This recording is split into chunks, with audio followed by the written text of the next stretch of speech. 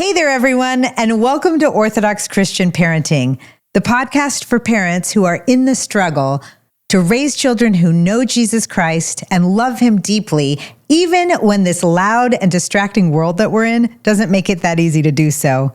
I'm Michelle Mujayas. I'm the executive director of Faith Tree Resources, and I'm a mom of 4, and I'm really excited that you're here. Our prayer at Faith Tree is that this podcast becomes a space for all of us who have ever asked this question, am I doing this parenting thing right? To come together and to wrestle with all the hard questions and really all things parenting in the context of the Orthodox Christian Church.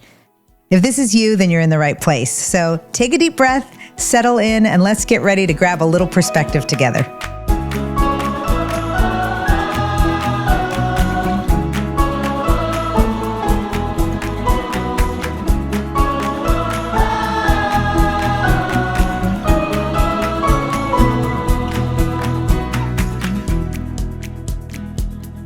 Today, we're exploring a topic that a lot of us as parents think about oh so often, and that is parenting in the digital age.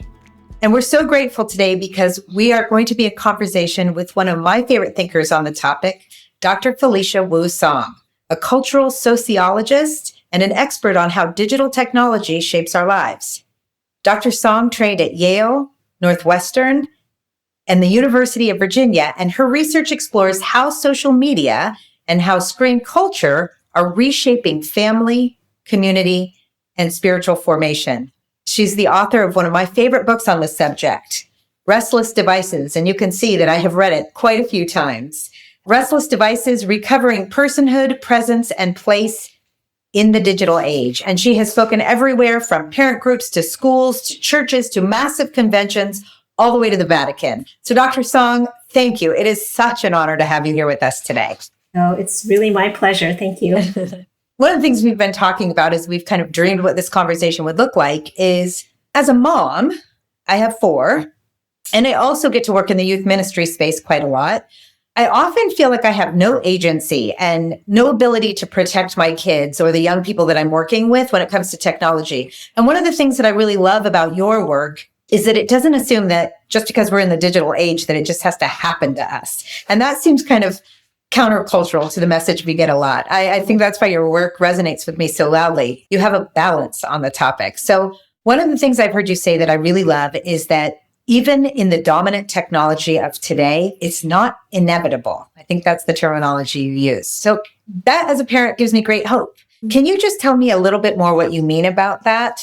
2 things come to mind for me. First, I think it's important for us as parents, I've got 2, that we recognize that not only do we live in a society where there's an industry that's invested in convincing us that it's inevitable, right? It's part of their game, the economic marketing game, to get us to believe that it's inevitable so that we adopt their technologies. But it's actually, when you look historically, that technological inevitability, this sense that it's progress, quote unquote, is just going to happen, is actually a part of American culture, right? That it's actually been with us in the society for over 200 years. It's this view that technologies are just inevitably going to manifest, whether it was the train or the radio or the television, it was the same game. So as a sociologist and historian, one of the things I've always been interested in is understanding the construction of that felt sense of inevitability. So that's one side. So understanding, I think it's really helpful for us as consumers of technology to always keep in view the long span of history. How have other communication technologies come into society and into our lives? The second part of addressing technological inevitability, or this sense of it, is the purely kind of sociological side of what I do. And that is understanding that all that we live through in a society, all of our institutions are constructed in ways to make certain things feel normal, right? And that as individuals, certainly it feels much more easier to go with the grain, right? That is the norm. All the things are pushing us, whether it's what our neighbors do or what the schools are doing, what's happening in the larger community. But that as individuals, we actually do possess agency all the time. We possess agency to go against the grain, right? And it doesn't mean that it's easy, right? And it doesn't mean that it's not going to take work, but it's possible, right? That there's nothing about the way that we construct our society or that we construct our families that is inevitable. We can make choices depending on our situations. Those choices will be easier to make, right? Like if we're surrounded by like-minded people, it's a lot easier, right? When we get with other parents who are ready to kind of raise their kids up in the same way. So then our kids aren't the ones that are like, I'm the only one who has only one. Right? We had a couple of those kids. Yeah. But if we're in situations that for whatever reason, there's just not other people, right? That are living the lives that we would like to live for our families, for our communities, then it's going to be an uphill battle. There will be costs, but it's possible, right? That we might find other ways to connect with other folks that might help us have a more collective support in the kinds of choices that we'd like to make. I love that. I actually think that's a beautiful opportunity for churches is to kind of bring together communities where everybody works together and sets a new standard. And we actually saw that in my children's school. There were a group of the 7th grade dads who got together and they were doing it like a discipleship group in the school for them and their boys. And they made a pact and all of them collectively said, no one's going to get phones until we start high school. Are we all agreed? Wow. And all the dads agreed, but it really made such a beautiful community of like-minded families walking together. And I think our churches could be really proactive in doing that as well and creating those opportunities. So then help me understand. For parents, let's start with this one. For parents in our audience that don't have those like-minded communities, do you have any practical takeaways on what they could do to create kind of that against the grain that you talk about? I'm an extremist by nature. Anyone who knows me will tell you I do things all in. And so for us, we just opted out. But our kids really were, until they went to college, they were without that kind of tech. But it had a huge impact socially and with access to things. And they just didn't know a lot of things. In some of the schools in our area here in Los Angeles, at least, they probably wouldn't have made it through high school, because they needed tech to do a lot of the things that were required of them. So if a family wants to really go against the grain, what do you do? What's the step? If only I had the answer. No, I have the answer. I mean, there's no silver bullet. And it really depends, I think, on what against the grain looks like for your family, right? Are we talking about delaying when you get a cell phone? Are we talking about not using social media? Are we, right? Like, what are we talking about? And I think that's where it's really helpful to recognize what your family culture is. Because I think different families have different cultures, right? Of how the parent and the child relate, what the priorities and what the kind of vision of what a good life together is. And so I think a lot of it is actually taking steps to cultivate that larger vision, right? I think very often, especially in circles of faith, the conversation about technology can become very antagonistic.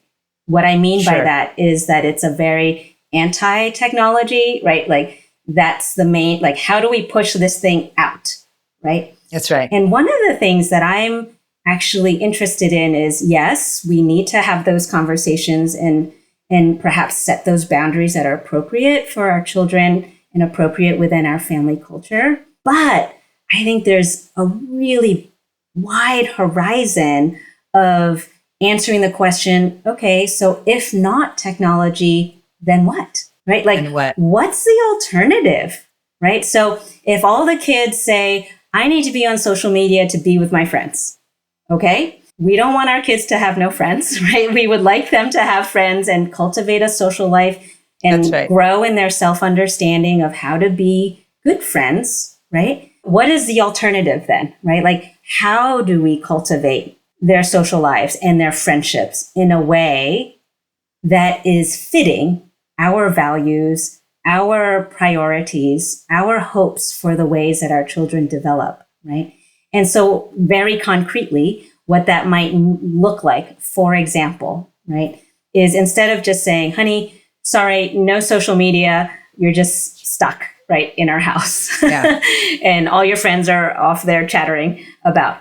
The alternative is, okay, no social media, but let's set up something so that every week or every month, all your friends are going to come over on this night. And we're going to have this really fun game night or movie night, or we're going to go roller skating, or we're going to go camping, like whatever it is that fits your community. Yeah, that's great. Right? That's great. It's like we have to do the extra work, right? Because the reality is the default for so many of our kids is the online world, right? Like that's right. That's the easy place to go.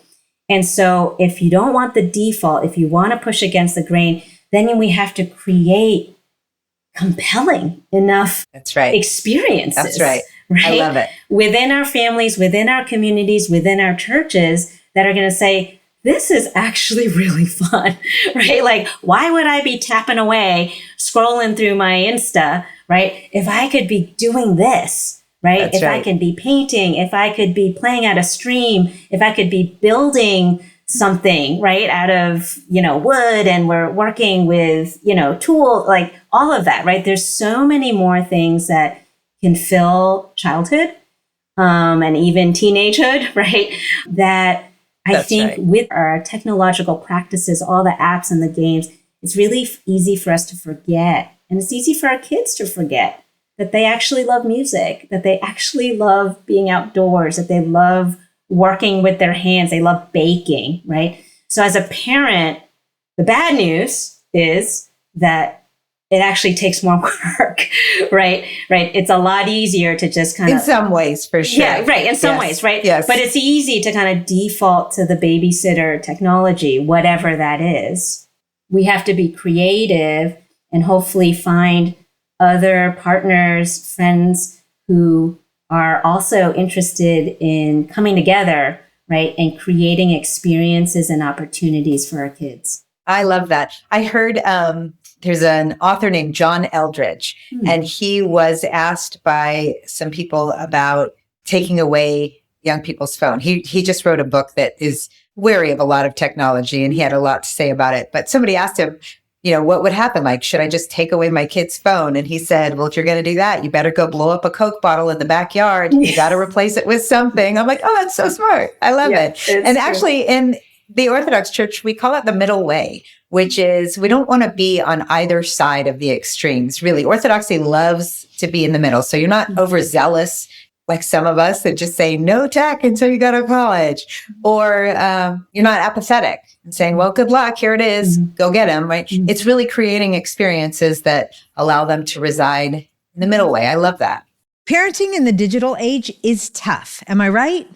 I mean, between phones and social media and screens everywhere, it can feel like you're drowning in a digital tsunami.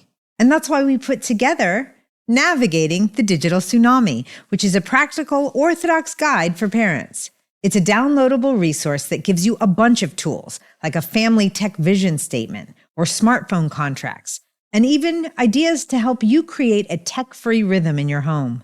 And it's all encouragement that is rooted in the wisdom of the church. Now, I can't promise you that raising kids who are grounded in Christ will ever be easy. In fact, I can pretty much guarantee you it won't be. But if you want Orthodox Christian strategies to protect your children or grandchildren, even in this noisy digital world of ours, grab your copy at faithtree.org today.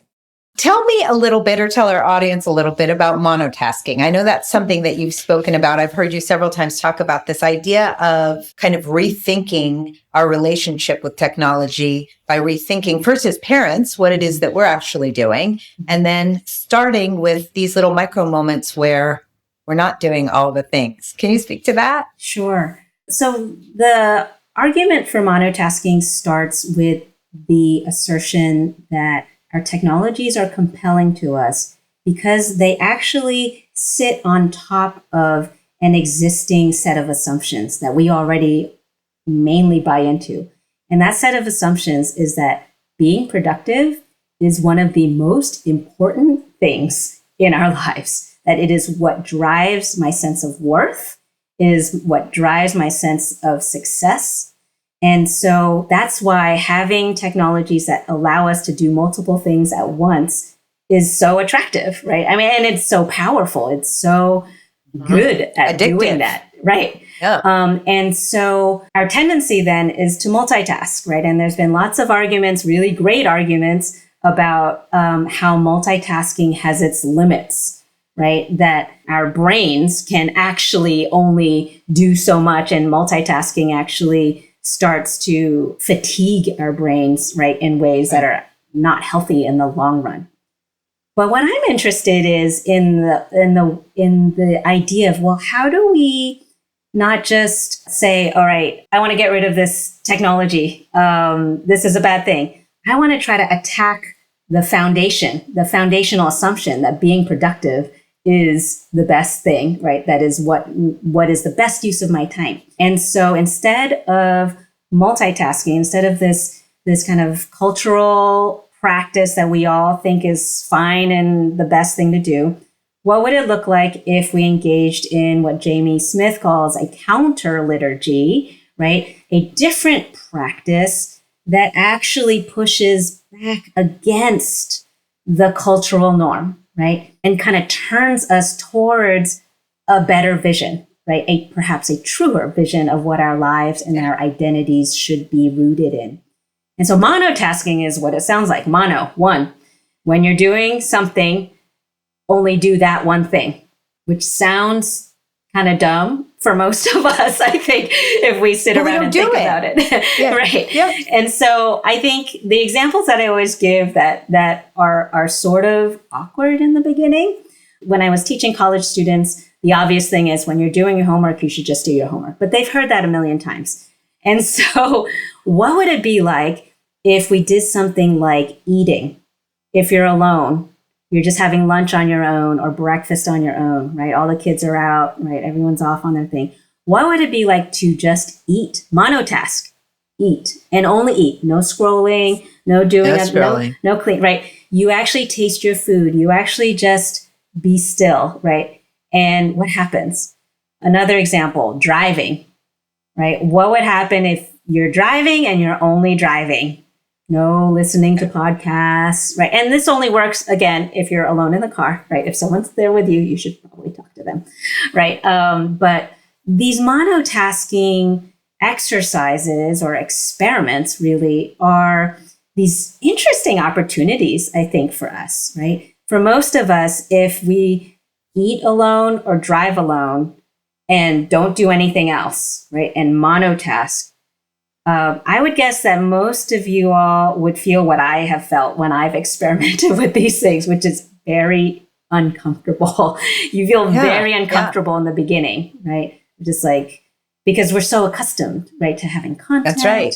For doing whatever. And I had this 10-minute drive between my house and my kids' drop off, right? So I dropped them off at school and then I would turn everything off, right, and just drive home. In those 10 minutes, the first time, I was literally breaking out in a cold sweat. I was like... In a sweat. Yeah, I was like, I don't know what's happening, right? Like, this is so pathetic. How can I not even just sit in a car and drive?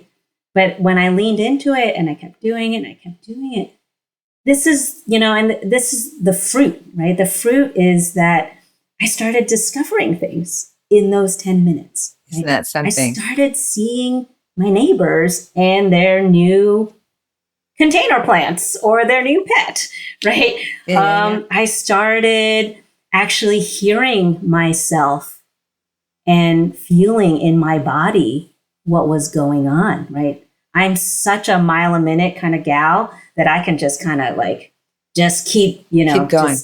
Just keep my to-do list. Go, go, go, go, go. Right. And I don't even realize my body's telling me, oh, you got to slow down. Take a second. Yeah. Yeah. I don't know when the last time I actually tasted breakfast or sat and just ate without doing something else. I don't know I don't remember the last time. Yeah. Yeah. And so as people of faith, I think it's kind of when we monotask, we have the opportunity to encounter what we've actually been missing out on.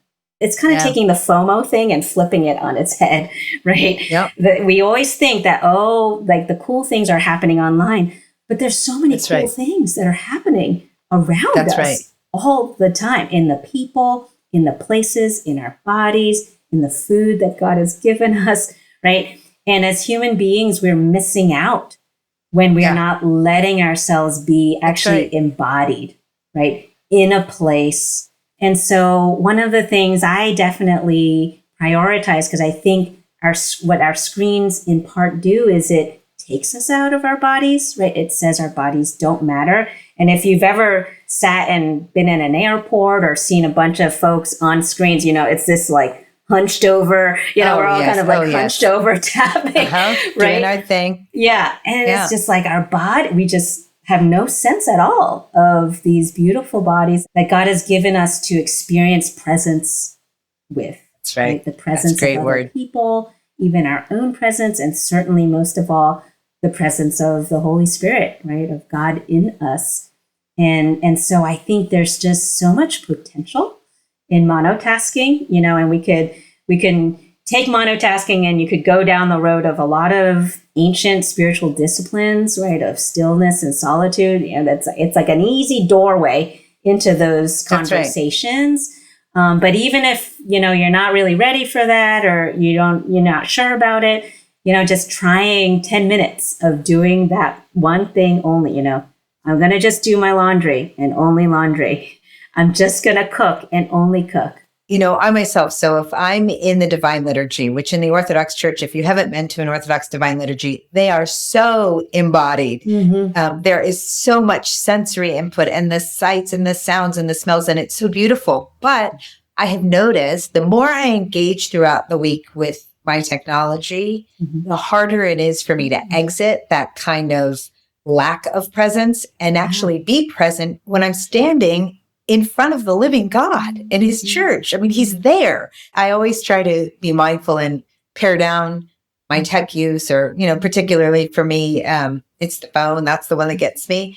And I notice if I could take 5 minutes and just put it in its place on a Sunday morning, my experience engaged in worship is so different. And I think hearing you, really, it's an invitation for people to think differently about that one thing. It sets us up for so much more of a connectedness with God. I feel like I want to get shirts that say monotask, something to remind us. I mean, it's a really beautiful invitation to do it differently, but it is pretty countercultural. Yeah. Right? I'm one of the ones who wakes up and the phone is by my bed. Right.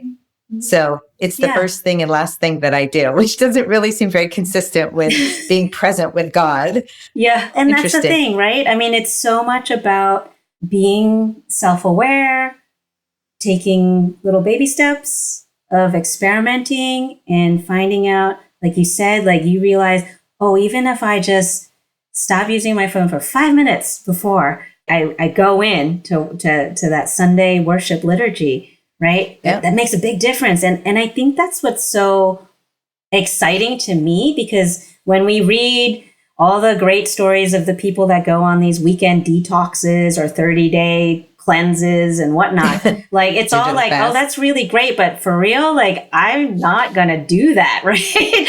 Right. And so to realize that, actually it's 5 minutes, it's 10 minutes, that's actually how we're being formed.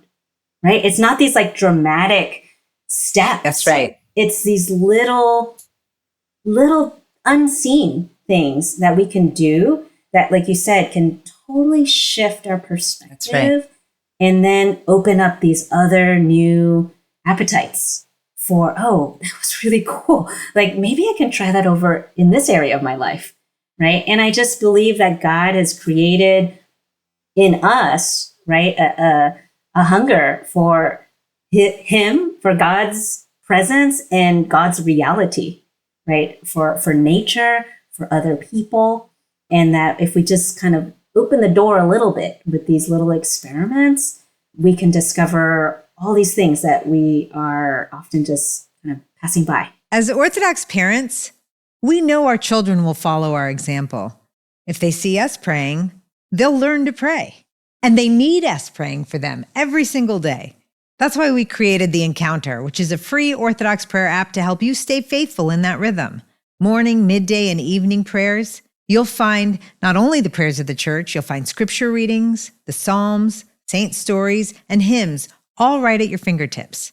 Because the more rooted we are in prayer, the closer we and our children draw to Christ.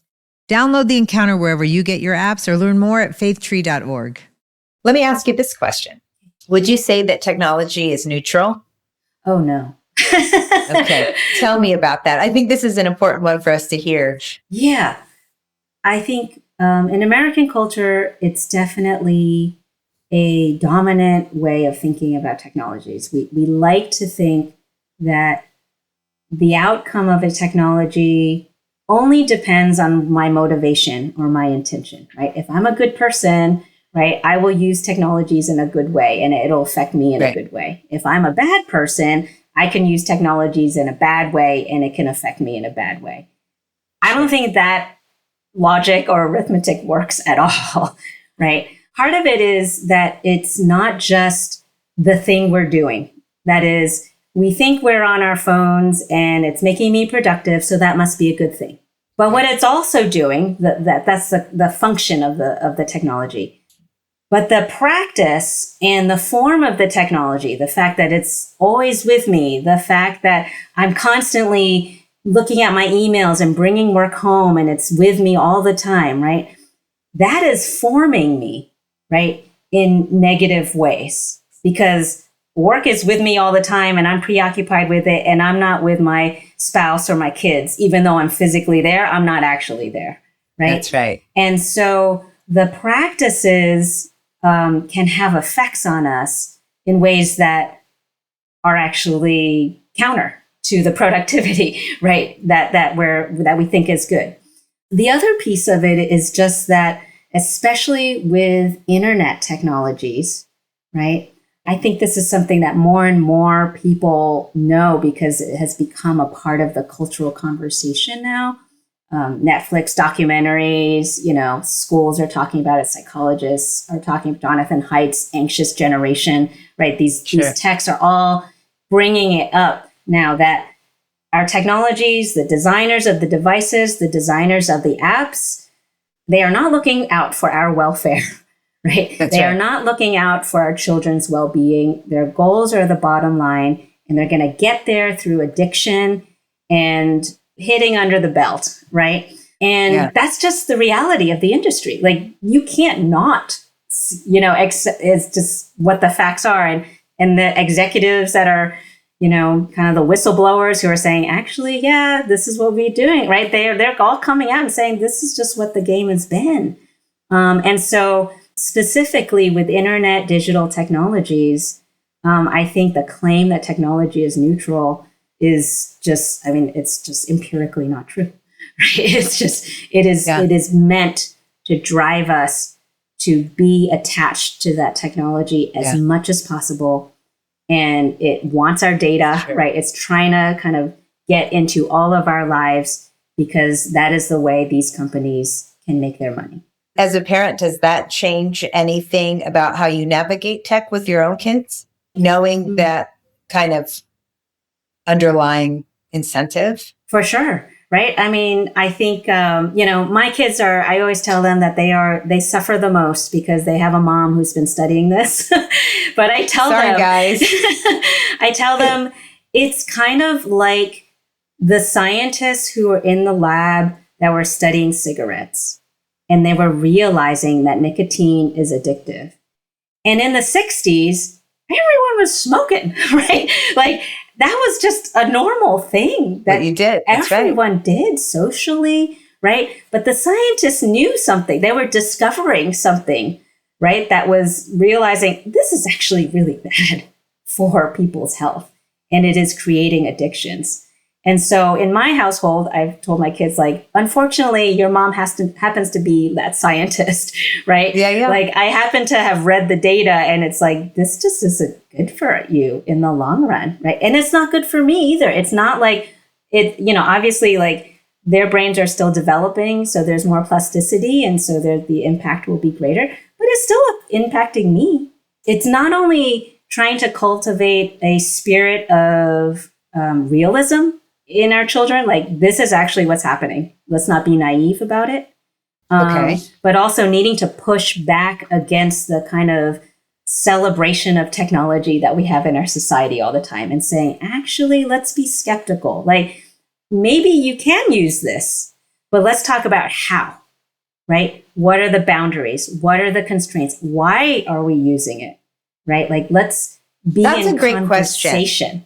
right? Because sometimes we just do it because it's there. Right, exactly. What I like to tell parents when it comes to digital technologies is even though the reality is we are all guinea pigs and our kids are guinea pigs too. Like no one has ever done what we are trying to do right now, raise kids in this digital environment. Soup. Yes. Like nobody's done this, right? So we need to cut ourselves a little slack, right?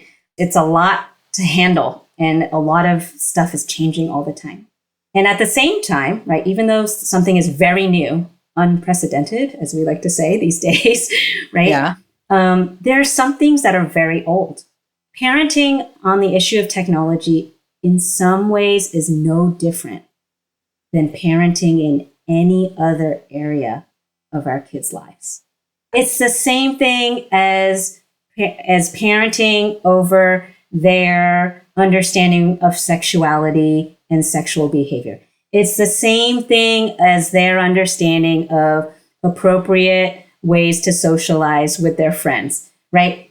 It's the same mechanism of how am I going to love my child, right?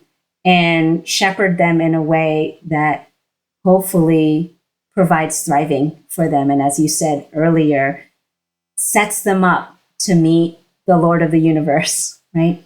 And so, again, depending on your family culture, having the conversation with our kids, not in a interrogation way, but a curiosity way, right? A true curiosity. Like, what is it that you really hope this will bring for you, right? Because so often it's not just that they want to play the game, right? It's that they want to connect with someone, right? Or be able to talk about it with their friends, right?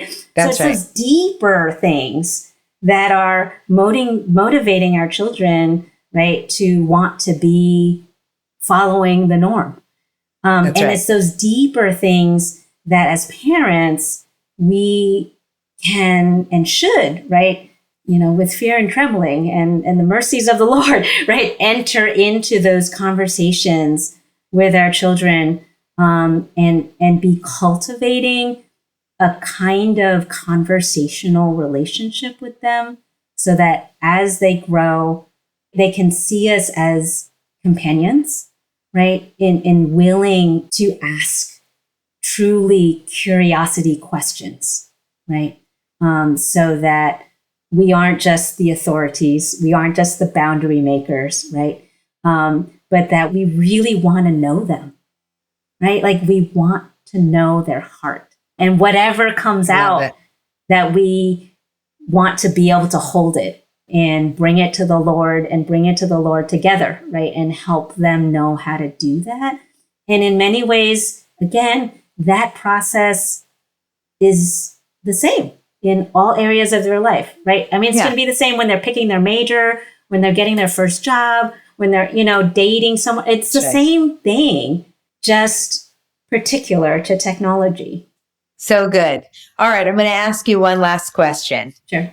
So many parents ask us, should we just not engage?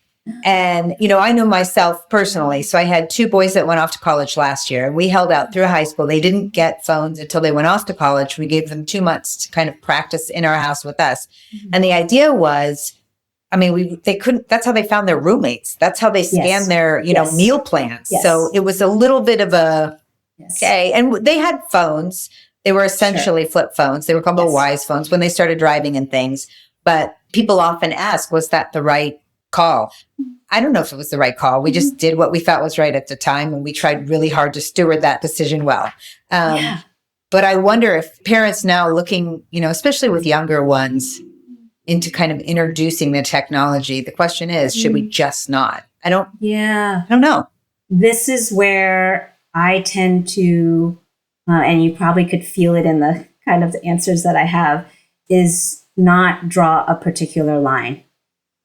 Because every family really does have its own culture, and every child is different. You know, any of us that have more than one child in our families, we know, like we have the same environment, but these kids are so different. So different, right? And they have different needs, different weaknesses, different vulnerabilities, right? And so I would argue that this is where it's tricky. Even the technology rules for kids sometimes might require differences. That's really tricky, right? Because we want to be consistent as parents as well. There's a lot of data on how girls and boys use technologies in really different ways, right? And so it has different dynamics for them. The question of should I not engage has a lot to do with what we think they will need to live as adults, right? And again, I think that really depends on a particular family and their vision for their child. I'll give my example. We never wanted to give phones as gifts. We didn't want to give them as awards, and we didn't want to give them as markers of certain birthdays, which is a very common practice. Yeah. We wanted to give phones when there was a function. So just as you mentioned with your children, that's right? Great. There was a function. They were going to college. They needed to find roommates, whatever it is, right? So before we got them phones, we had a long series of conversations. What is the function, right? Like, so that they understand it's not just something that everyone just takes for granted, right? But we should actually think about why we are using these technologies. That's right. And so, you know, some of us are in jobs, and some of us will have children who have jobs where engaging is just part of the job, right? Like you have to use the technology. That's right. That's right. And a lot of times, like you said, it's just part of the school system or part of the organizational system that requires you. And so I think for me, it's very difficult to draw a line, right? Because if we say full stop, don't engage, well, that might mean pulling my kid out of public school. It might mean pulling them out of, right? Like all these things. And maybe for one, family, that makes a lot of sense. Maybe for another family, that makes no sense at all. That's right. That's right. And so you kind of need to make those decisions according to what your situation is. And what you speak about so often is experimenting. And it's not this hard and fast set of rules or a checklist, which I love a good checklist, but really it doesn't apply so well when you're trying to figure out what that landscape looks like digitally for your family. You have to try and then pivot and then reiterate and then try again, which I think that's really reasonable. It offers a sense of balance that maybe you wouldn't have otherwise. Yes. And if that's something that feels really scary because your family has always been highly consistent and regulated, right? Then that requires a conversation as a family to say, in this area of our life, in this season, we're going to experiment, right? Like we're going to do these things for a couple months, and then we're going to come together and we're going to talk about it. We're going to say, how's that going? Right. And so like, I'm going to give you the phone and you're going to have it, and we're going to have a conversation in 3 months. Right. And you've already said you're not going to be on the phone when you're talking to me, right? Like doing this, and, right? And in 3 months, we're going to get together, and I'm going to tell you whether you're holding up your part of the bargain. That's right. That's right. And there's an opportunity then for us to switch and be like, well, honey, maybe it's drawing you in too much. So maybe we need to set up some boundaries, right? Great. That have to reset something. And so kind of keeping that openness, that open conversation, and always trying our best to parent out of kind of curiosity rather than fear, which is really hard, right? So hard. Hard. It really is. Mm-hmm. I think that's the work for us, right? To try to kind of love, hold things with open hands and be able to let it be a process. I love that. Okay, so I'm going to push one more little bit on the specifics of what you said. Are there any tools that you might offer as great boundary supports? So, for example, I have an app called Be Present that shuts down my phone and blocks certain apps and certain things at certain times, just for me, because I'm the one who needs it probably the most. It's like a long leash on my neck. But are there any tools that you'd like to leave that our audience might not know about or could know about that could help set up those boundaries and kind of experiment with them? Yeah. Well, I mean, one of them that I'm sure a lot of parents already know is, on most of our phones, if you're an Apple user, there's screen time, right? That we're an Apple family, for better or for worse. And so there's ways to set up boundaries of times for your kids of particular apps, and even when the phone is on or off, right? And so you can use those. But there are lots of apps that do kind of what you were saying. I just recently learned of one that I thought was really interesting. I haven't gotten it yet, but it sounded really cool. It's called Brick. Have you heard of this? I've heard of Brick. Yeah. Yes. It's super interesting because it functions the same way. It turns off certain apps or certain functions of your phone. It makes it into a more dumb phone, so to speak, right? Like like on a Saturday morning, you can tap your phone on the brick, and it'll turn off all the apps that you don't want distracting you on the weekend, right? Your work, email, or whatever. And then you have to tap it again on Monday, and it'll all come back. I love it. So it's this physicality that's kind of interesting, right? This kind of action that might be useful for something. That's interesting. That's how Be Present is. It basically shuts down the dopamine loop. So you have to do too many things to click on whatever the Instagram, let's say. By the time you actually get through to go to Instagram, you don't really care anymore. You don't need the hit. Like, you can just keep moving.